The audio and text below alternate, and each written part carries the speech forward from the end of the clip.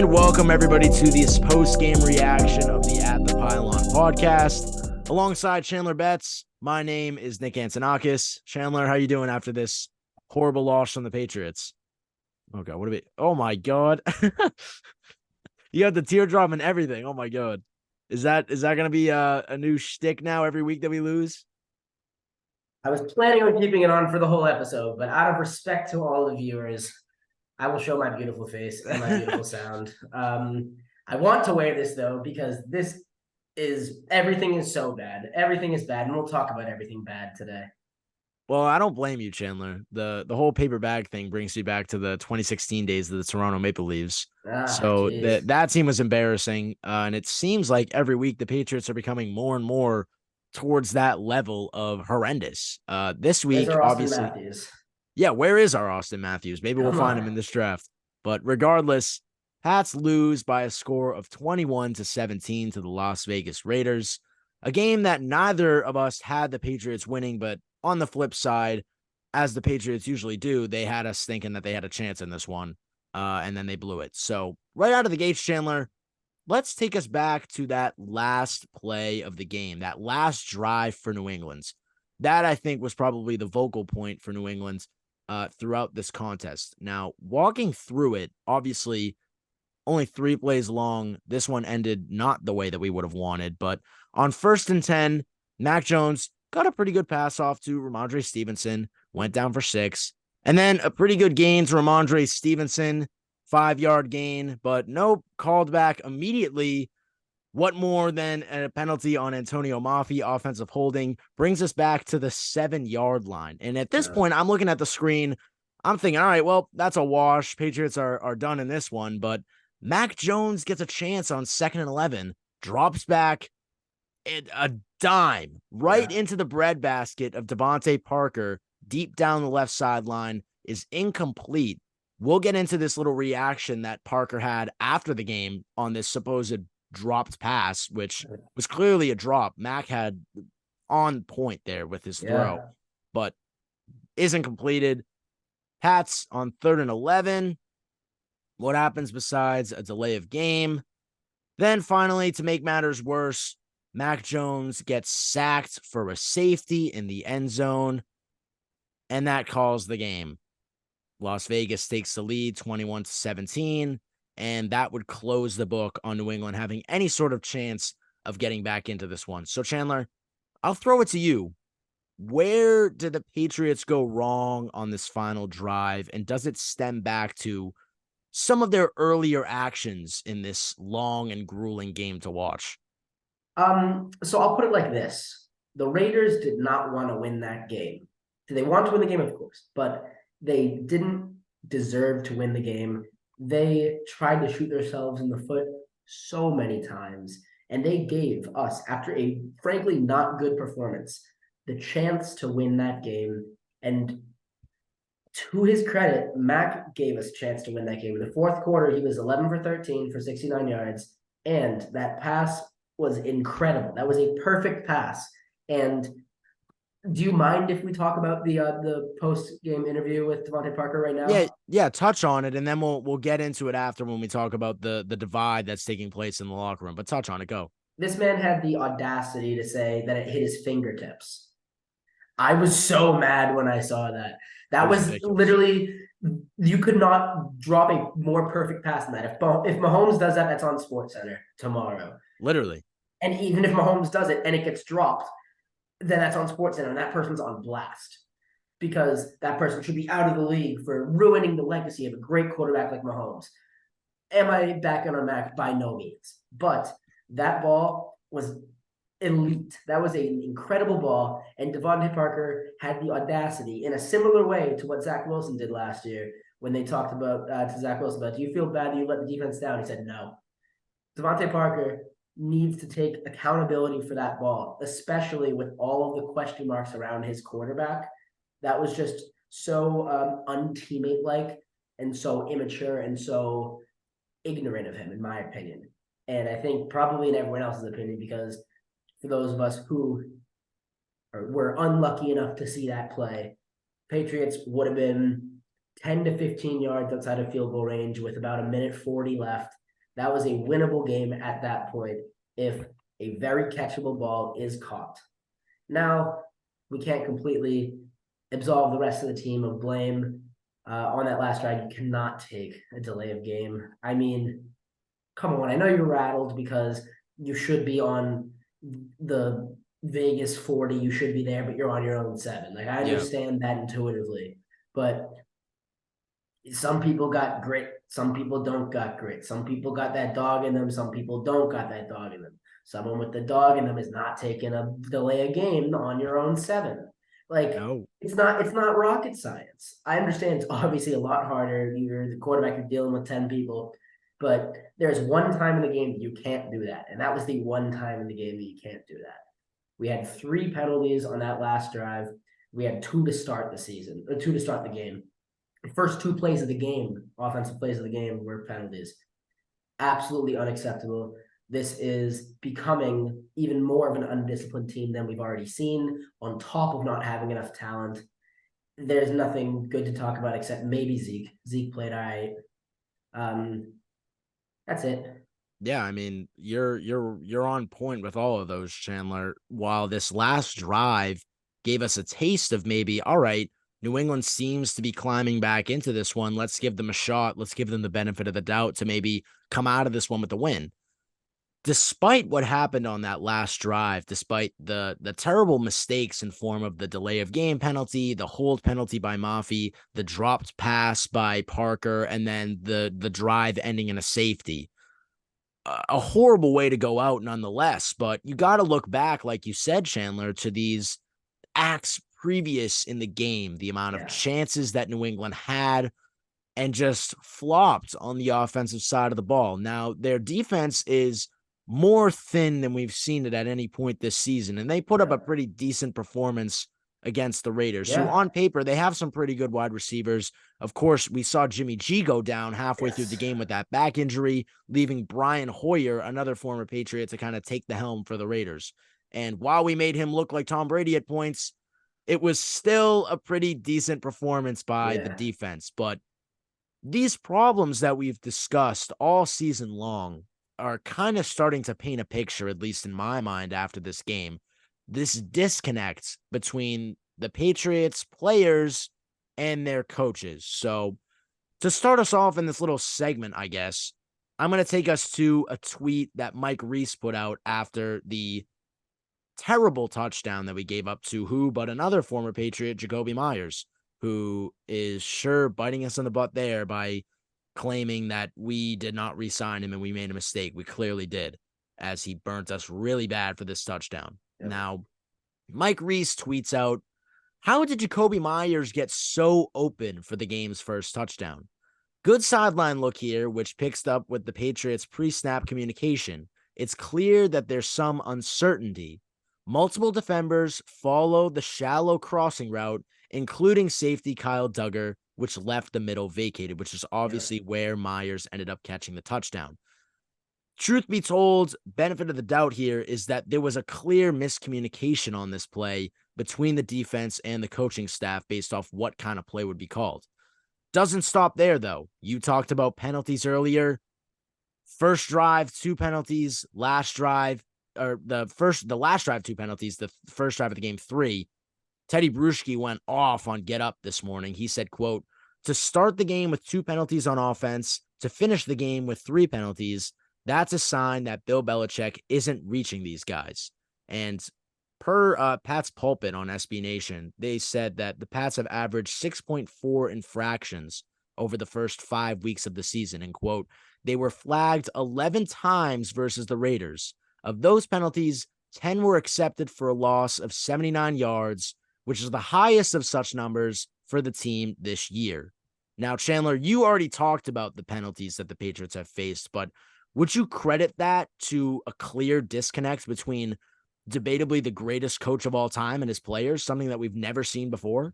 Yeah. First off, I don't think it's debatable, but we've been putting him on blast for long enough. I did have to get on his side for once, but that one time I'm going to get on his side is not regarding this. I do think it's definitely a disconnect between the coaching staff and the players, and I think it's really interesting to think about it in a sense of we see all of Belichick's disciples. We see them go out. They don't do well because they go into a place knowing that they're thinking that they're Bill Belichick. They can do everything. They have a track record that he has to then have them running Oklahoma drills at the beginning of the season, just like Matt Patricia did in Detroit. They can do all of these things to create this culture because they have the social credit of having won 6 Super Bowls. But wait a second, they don't. It's Matt Patricia. He doesn't. I'm just picking on him because he was the most recent one, other than he was the most recent one to get fired, I should say. Yeah.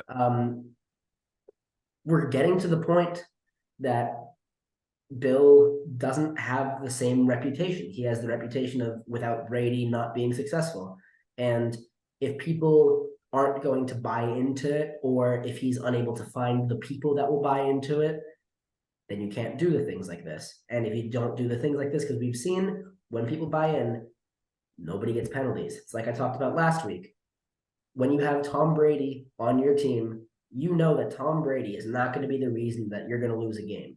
So that makes every other person, that makes all the other 52 players work so much harder so that they also aren't the reason to win the game.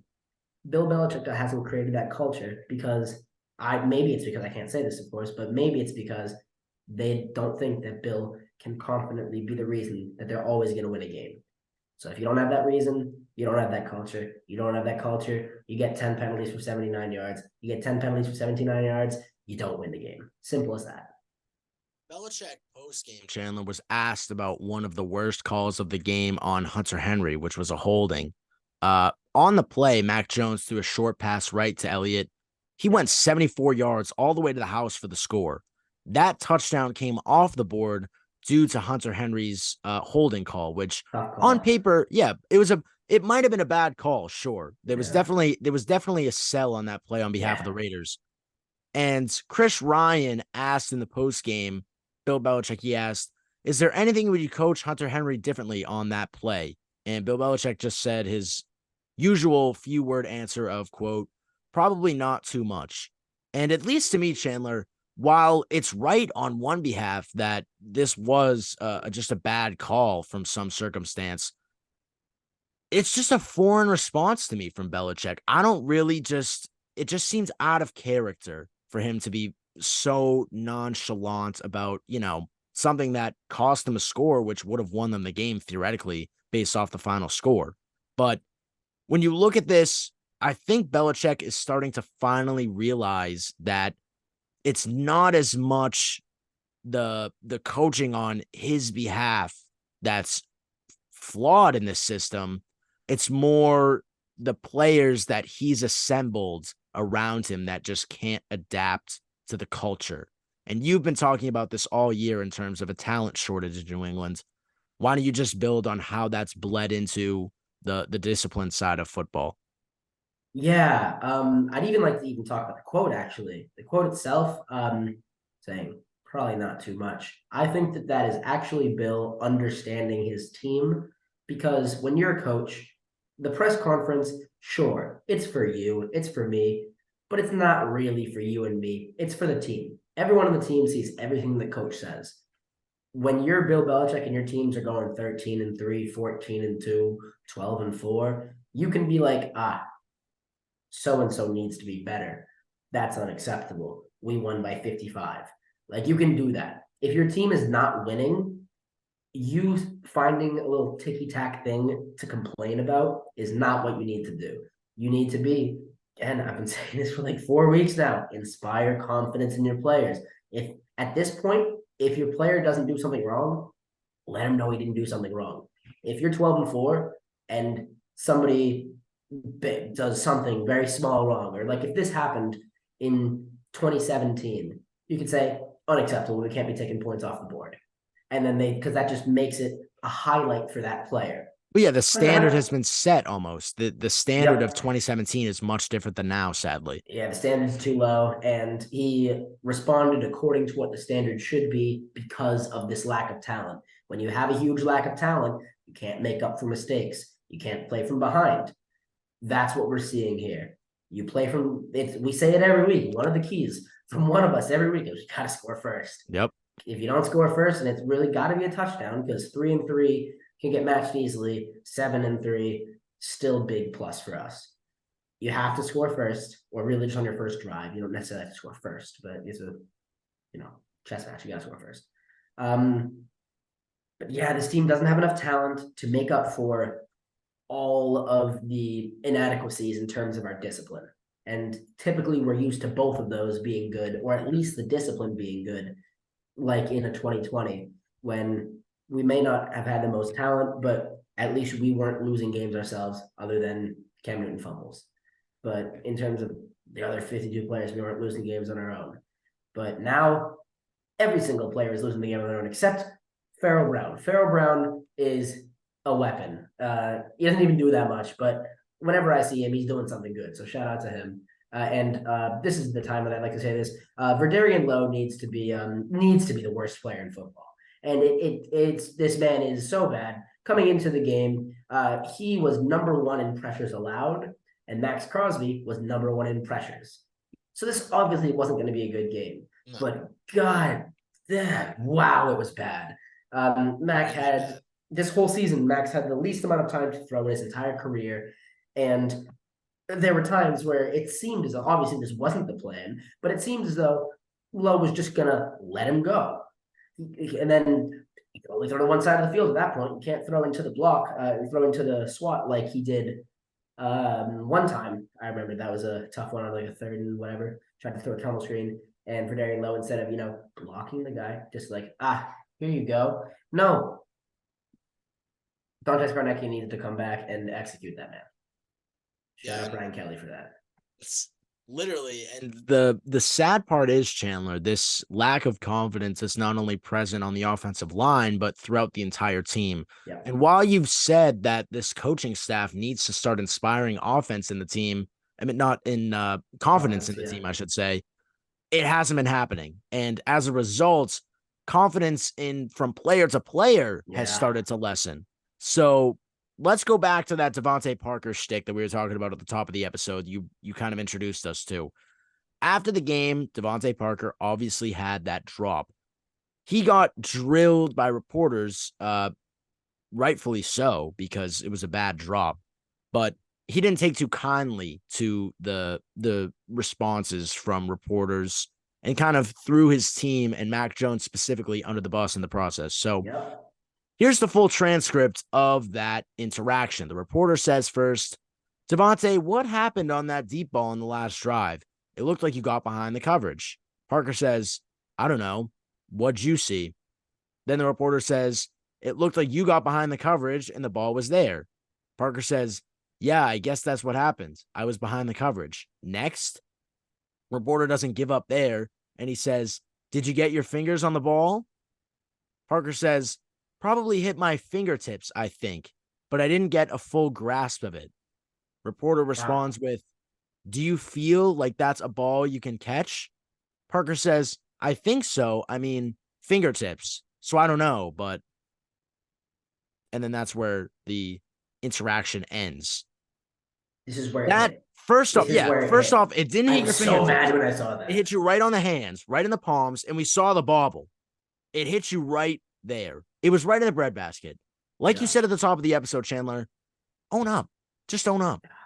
But we're 31 years old. Like, what are we doing here? Regardless of that, I think this has a build on previous weeks. Obviously, we haven't gotten a real insight into the Patriots locker room, but you and I have both made perceptions that, all right, things are ugly behind the scenes right now. They got to be. This just seems like there's finally like a bubble over from that. Parker, week after week after week, just went through not getting his call to the podium and saw Mac Jones going up there week after week. But Mac did what was right. He took accountability in most cases. And sure, here and there, he'd give a little dig like, well, I can only do so much. But you only can do so much. When you're in this bad of a system, there's not really much else you can do when you're faced with the least amount of time to throw, the most pressures. Literally, Tom Brady, like I said last week, Tom Brady's winning the Super Bowl more than you're being protected. So that's bad. Parker just seems to have got his chance at the podium, and this is starting to expose the flaws behind the scenes of the New England locker room. The clear lack of trust and respect that the receiver core is having for their quarterback. And it just seems to be flooding all throughout the offense.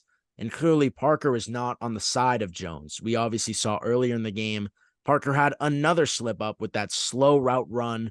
It was in the Oh, that was first so half. bad. You see that? Yeah. Really bad, really slow. Mac Jones throws behind him, and Parker, you see, kind of like throw his hands up, and Mac just like drops to his knees, hand on his head. He's like, Yeah, "What are you doing?" Because on yeah, on the screen, what the viewers are seeing is, bro, why are you throwing that ball behind him? But what the average casual fan doesn't understand is that it was just a complete disruption in the route that just got messed up. And yeah. again, it's pinned on Mac Jones, which ties back to his whole I can only do so much. How long, Chandler? I wouldn't even say there was really a disruption in the route. He's just not fast. He's just too Yeah. slow. He's washed it. And there's no other way to put it. Mac even said after the game, he said that it was a tough play, this throw to Parker that was bobbled and dropped. He said, if it goes one way, we might go down and win.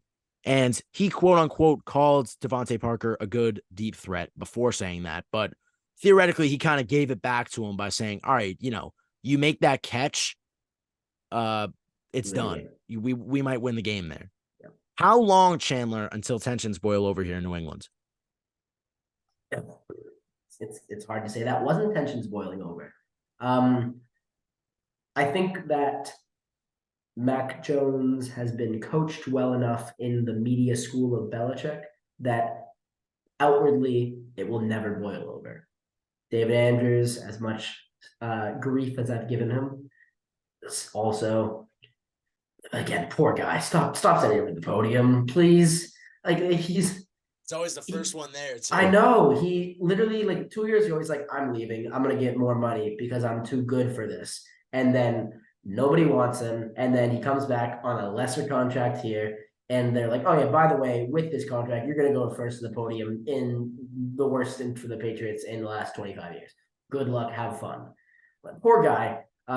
Slater again, like on everywhere we have a person who knows what has to be said. So I don't think outwardly it's going to boil over. I think this is probably the closest it's going to get to boiling over. I would assume um, earlier in the day, we're recording this Monday night. Earlier in the day, Bill probably held a press con or a team meeting saying how unacceptable that was. And I wouldn't be surprised if Devontae Parker doesn't get snaps next week. And I would hope for that to be the case because players have been withheld from games for a lot less than that. That was unacceptable, especially as a 1-5 team. You cannot be doing that. It's you can't bite the hand that feeds you. Yep. And as inconsistent as that hand has been this year, and as again, I've been fairly nice to Max so far. We did have -2 yards in the first quarter. We did go 27 straight drives with no red zone plays. We did go 79 unanswered points. We did go 133 minutes with no points. We did go 37 drives with no touchdowns. Mac Jones did probably have maybe his second worst pass of the season in that interception. But all of that being said, he is still the hand that feeds you. And I think that Mac is enough of a professional. And frankly, he doesn't really have enough of a choice because it doesn't have a very talented receiver to look away from Devontae Parker if he's open. I don't think he's going to get open a lot because I hope he's not going to run any more routes this year. But in terms of boiling over, we're here. This is Armageddon. We're here. Really quick before I move into this last point, Mac's obviously been facing flack, and as you said, tensions are rising week after week. Is he deserving of it though, based off his play? I guess this is kind of our weekly check-in as to is this Mac Jones' fault? I think that we've been pretty consistent in our stance. I will give Mac more blame than you do, but there's only so much that you can do in this scheme right now in this team. I think that probably I'm just going off the top of my head, 22 quarterbacks would really struggle in this offense. I think that Mac is still a serviceable NFL quarterback potentially. I think that after this monstrosity, he's probably going to need a stint where he's a backup just to see how another like an actual successful quarterback operates in a building to then see that and then go somewhere else kind of like what Marcus Mariota did, but hopefully with more success. But there is absolutely an extent that has to be Mac's fault. He is under a magnifying glass because he is a solid quarterback who is playing in a very not solid way. But all of this to say, yes, but is how I would phrase it. Well, that's, I guess, a fair assessment. And similar to what you said, I am more on the team of I feel for Mac. Oh, I do too. You know, it's not as much of his fault as it is. I mean, of course, you can't throw an interception like you did in this game, overthrowing Hunter Henry by a ridiculous amount to get that turnover today, but or yesterday, I should say. But you know, although there's bad points in Mac's flashes that he's shown throughout this year, you can't pin it on him simply because of the situation that he's in. And the point, Chandler, you made about Mac might need a stint as a backup somewhere, I think is the perfect transition into our last point of the day. Up next for the Patriots, we got Bills. After that, we have the Dolphins. Clearly, we could easily be 1-7 by those two games by the end of them. But then the following week is the trade deadline. So time is ticking on the Patriots and their outlook in terms of how the season is going to unfold. If you're Robert Kraft at the top, obviously, if you're Patriots Nation, at this rate, you're tapping out on this season. It's done. Sell out. If you're Kraft, how are you going to go about this with Bill Belichick at the helm? So it's tough. The obvious answer is to sell, but it's tough because just human nature tells you that look at their ages. Are they going to want to sell? Of course not. They're not going to want. They're not going to want to be in here on a 5-year rebuild, which is what it's going to need. But objectively, if you step back at it, there are in a 3-year timetable, which is at this point the closest I can see us making the playoffs. I think there are maybe 3 or 4 players on this team that could realistically be on that team as well. And Who are they? The two that come to my mind, I just throw out that number. The two that come out to my mind, or I guess actually I'll say the 4. Keon White,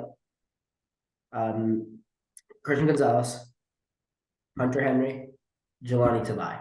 And I'm probably forgetting people. Kyle Duggar. I'm forgetting Kyle Duggar, so 5. But in terms of their contracts and their ages, I think that's probably it, actually. Yeah. And Tamario Douglas, please use him. And same with Booty. I don't think he's hurt anymore. No, he posted free me on Instagram. I saw that. Yeah. Can we please get him in instead of Devontae Parker? They're the same player, but Devontae Parker runs a 9.440. Like, what are we doing here? It's not, oh my God, like, players get benched for so much less than what Devontae Parker did. Let me make this point really fast. I'm on the boat as you, Chandler, in the sell category. Yeah. But in my mind, it might not need to be a 5-year rebuild. At least that's what I think, because I'm still partially half on, half off the ship of we can commit to Mac Jones as our quarterback for the future. Because we're walking into an offseason where we're going to have the most money to spend compared to any other team. It's, I think, a little bit more than what we had in 2021. We're going to have a boatload of cash. The problem in that comes with who is going to be responsible for spending that money. If it's going to be Bill Belichick, we're probably going to have a problem on our hands. And at the same time, if we're faced with a top 10 draft pick, which is clearly an expectation at this point, we might even have a top 5 pick at this rate. What are you doing with it? In my mind, it's a possibility that we trade it down, we get assets and build around Matt. It's a possibility. Just a possibility. No, you're right, and it is. But the more I think about it, the more I teeter back and forth between do we keep Mac Jones and buy around him and buy an offense that can servicely support him, trade away the old guys that we have this year, and bring up a catalog of players that can perform as soon as next season? Or do you just go full on, tap out, go the other route, and possibly get a quarterback who can step higher than Mac Jones, but sacrifice a solid, like you said, 5 years in the gutter, which I don't know if New England can afford just based off Kraft's expectations. I don't think he's going to want to walk through a 5-year rebuild when he basically thought that his team was rebuilt when they drafted Mac Jones and brought him an offensive coordinator this year. And that's clearly not the case. So let me answer this question by posing a situation. 2020, first overall pick was who? LSU quarterback? Yeah, Joe Burrow. Joe Burrow, yep. Joe Burrow, team next season, he gets hurt, but next season, they go 3-13. I think it was 3-13. They get Jamar Chase. They kind of buy an offensive line. They have a bunch of weapons. That was the last time that we've seen if you want to call him a borderline franchise quarterback, I'm not going that far, but it seems as though that's where you're standing. Am I right in saying that? Mac Jones? Franchise? Yeah, borderline franchise. A little bit less than that, but yeah. Okay, so we'll say 35%. Yeah. I'm in like the 5 to 10%, not because I think he's an especially bad quarterback, but because he's just so mentally killed that this is now an untenable situation for him. But the last time that we saw this kind of change from getting Mac Jones or getting a Joe Burrow, having him get Jamar Chase, we see an immediate turnaround. In my mind, obviously that's an extreme. That's probably not going to happen again for the next 10, 15 years, that kind of dramatic change. Do you think that Mac Jones is Joe Burrow quality? No. If not, then you have to move on. He's the anomaly in that situation. And that There's that no pains other me. alternative. I have a Mac Jones jersey. I don't hate the guy. So do but I. He clearly is no longer the guy, be that his fault or be that not his fault. And it sucks. And I guess this is what we'll close on as we trickle down here with time left in the episode. But it stings that we're going to have to, inevitably, it seems, unless if there's a turn for the greater and Mac Jones just somehow continues to prove these next couple weeks, like, I have it in me. Just give me an offensive line, which we haven't seen, but who knows? It might happen. But to pick a guy 15th overall and buy out on him 2 years later when he isn't even a bust, when he has the skill to probably lead a team, a decent team, it just stings. But with that, we'll look ahead to the Patriots versus Bills game this upcoming Thursday. And Nick, you know what game did have good quarterback play? It was very good quarterback play. Go for it. I was about to plug it. Washington and Oregon. Just like I said, it was going to be a good game because you would be depressed after the Patriots game. So the day before, to make yourself happy, watch two really good quarterbacks that are going to hopefully be top 10 picks play. And because Washington beat Oregon, next episode, I will be doing a deep dive, 3-minute dive, but with a lot of graphics. It'll be cool. I hope it'll be very cool. I hope you'll enjoy it on Michael Penix Jr. So not only a preview of the Patriots' future on the next episode, but Pats versus Bills on Thursday. We'll see you then. Alongside Chandler Betts, I'm Nick Antonakas. We'll see you next episode. Hopefully we can get rid of the paper bag soon. Is this staying on? Yep. Like, this is on until we get a win. Until you get a win? Until we get a win, yep. No. Yep. Your audio sounds terrible. Does it actually? Yeah. Okay, wait. Keep it on for the intro. Keep it on for the intro, and then okay. you can move it off. Okay, you want to redo it? No. We can keep it. Well, it's too late now. Redo it. I already said redo. Why, bro? That was good. I'll do the same exact thing. Okay, all right. Yeah, on our screen, I'm looking like, all right, well, this is kind of... Do you hear that? No. The voices in your head, Nick? Are they too No, loud? dude, Is Bill Belichick telling you things? Wow, I need to edit this out. Oh, I thought you were going to keep going. What can you hear? I can't hear anything. Some music started playing off an ad from the website that I'm looking at the play-by-play on. That makes two bloopers for this episode. All right, I'm just gonna chop this out, but it's fine. I'll just keep going.